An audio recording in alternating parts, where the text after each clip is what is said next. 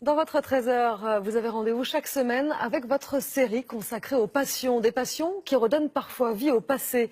C'est le cas de celle de Jean-Jacques Galli. Ce médecin ne jure que par l'aéropostale. Il nous entraîne, la tête dans les nuages, sur les traces de Saint-Exupéry, à l'occasion du 90e anniversaire de cette liaison aérienne mythique.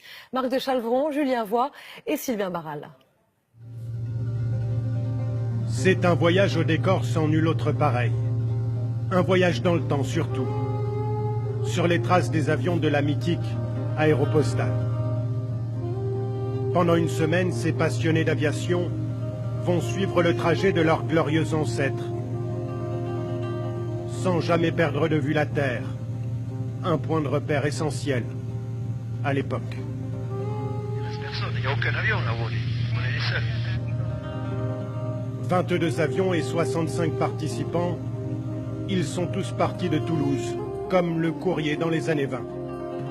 Pour rejoindre Saint-Louis au Sénégal, 7 étapes à travers l'Espagne et le Maroc.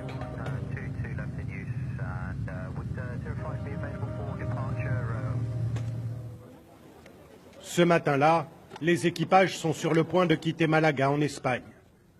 Jean-Jacques Galli, l'organisateur du rallye, prend place dans son aéronef. Température et pression vert. Température et pression sur le vert. Instrument de vol réglé. C'est bon. Je te rentre le train. Décollage, direction le Maroc. Qui veut rentrer? Ce médecin a plus de 4000 heures de vol derrière lui. Une passion qu'il doit, dit-il, aux pionniers de l'aéropostale.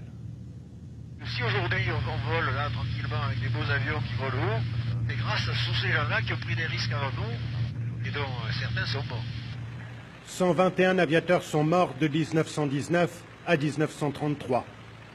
Des aventuriers devenus pour certains des légendes. De Jean Mermoz à Saint-Exupéry. Ils livraient le courrier au péril de leur vie. Pierre-Michel Pranville est lui-même descendant de 2 pilotes de l'aéropostale. J'ai lu ça 10 fois, 20 fois, 30 fois dans les livres. Et là, je suis dans un avion, je suis dans leur sillage, en train de survoler des paysages qu'ils ont survolés il y a 90 ans. C'est très fort.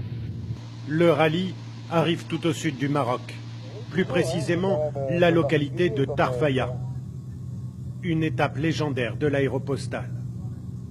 La petite ville s'appelait alors Cap Juby, en plein désert. La piste d'atterrissage ensablée a été rouverte pour l'occasion. Les équipages n'ont qu'un nom à la bouche, Antoine de Saint-Exupéry, qui a été chef d'escale ici, il y a 90 ans.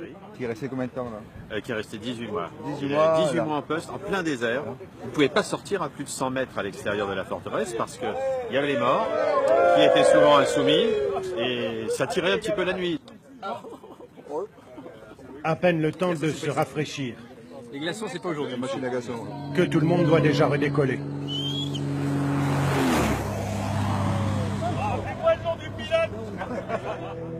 C'est la dernière étape du rallye. L'arrivée au Sénégal. On est au Sénégal là. Sur la presqu'île de Saint-Louis. À l'époque de l'aéropostale, la ville est la capitale de l'Afrique occidentale française. Le comité d'accueil est particulièrement festif.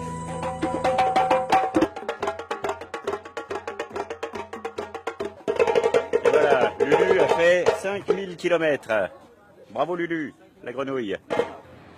Pour clore l'aventure, quelques dizaines d'enfants sénégalais ont été invités pour un baptême de l'air. Histoire de bien graver dans leur mémoire l'épopée de l'aéropostale et de ses héros d'un autre temps.